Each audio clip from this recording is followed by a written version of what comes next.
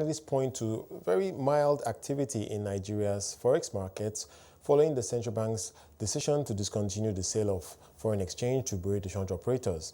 Seun Ameye, a fixed income trader at Citi Nigeria, joins me now to provide some insight into how the markets are shaping up this week. Seun, thank you so much for your time. We have to start with that story around the foreign exchange market. Can you just tell us how things have changed from where you sit in terms of foreign exchange supply since the central bank stopped selling foreign exchange to British exchange operators? Well, we've been receiving, I think the central bank has been selling foreign exchange as usual to the banks. I do not see a whole lot of activity going on that pretty much has changed. You are aware that banks are trying to set up the dedicated teller points. I think we should just wait this one out, maybe give it a few more weeks to see how that really shapes out. But really, not really much has changed in the bank market. Okay, so we wait and see how things work out there. But clearly, we have seen the exchange rate in the parallel market, of course, spike after the move. But then we're beginning to see it normalize a little bit. Do you get the sense that potentially we could actually see the naira strengthening in the parallel market once the central bank begins to really provide that foreign exchange supply to the banks? I think that is possible, but like I said, we have to wait and see. The level of, like the central bank said, level of transparency in the market is not something you can easily use to analyze at this point in time, but that is potentially possible. Okay, let's talk a bit about the significance of the Eurobond issue. So the government has now appointed transaction advisors. It does seem as though we should see that transaction done certainly before the end of the year. Your perspective on how significant that is and what that could mean for the foreign exchange markets? I mean, it's significant. We're trying to raise about 2.3 trillion naira, maybe about $5.6 billion. That's good supply for the foreign exchange market, and that will help, our foreign exchange position. And also, on the other hand, the market also reacts to this news.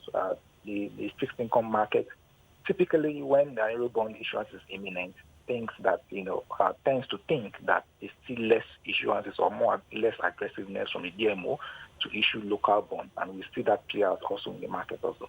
So pretty significant. But if that plays out as you're suggesting, many things could happen, how would that impact yields in your view? To what extent do you see a move in either direction? Well, it's likely we see yields trend down. We've already seen it, today, though it was very small, just about 5 bips on bonds, really. So, like I said earlier, it's just the expectation, and that the market has usually, over the years, reacted that way whenever there's an Eurobond issuance that's imminent. And, the market just thinks that when it comes to the primary auction on local bonds, the DMO gets less aggressive. So, therefore, we may not see a huge spike at the primary auction. So, the expectation of lower supply, kind of drags the yields down a little in the secondary market. What's your perspective on the soft activity that we're seeing in the fixed income and bond markets? Because what I'm hearing is that bids and offers are not being matched. Both sides seem to be waiting it out. Your thoughts on how soon things may change and we might begin to see a little more activity? Well, the slowdown in activity we are seeing in fixed income markets is not even, peculiar to Nigeria. Really, it's nothing out of the blue. We see it once in a while like that.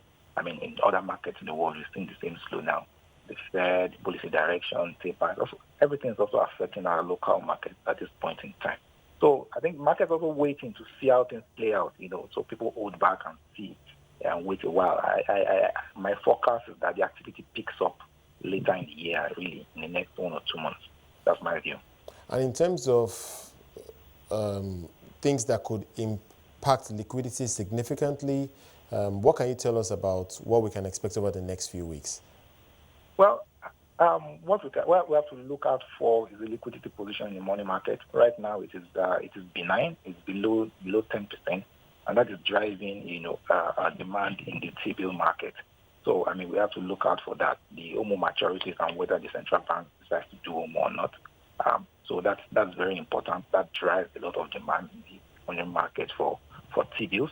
and we have a T-bill next week, test that out. I think it's going to be a lot of demand there, given the liquidity condition. Secondly, whenever we see appointment of transaction advisors, I do not think we have to wait to the end of the year before this Eurobond gets issued. I mean, I won't be surprised if we see the issuance, this month or early next month.